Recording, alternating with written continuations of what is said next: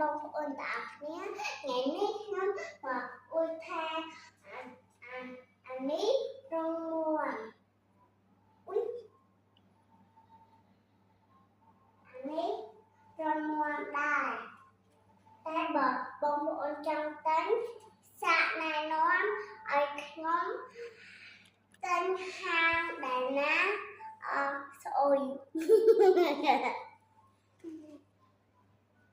ហើយតើក៏អានឹងម៉ូតអីកូននឹងម៉ូតអីម៉ូតផ្កាអីផ្ការំ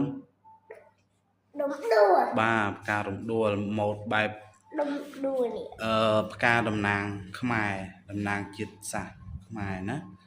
អូខេបងប្អូនមើលទាំងអស់គ្នាម៉ូតស្អាតណាស់បាទមានតាំងពីក្រវិលមានតាំងពីខ្សែដៃមានតាំងពីការផ្នួងសក់នេះគេ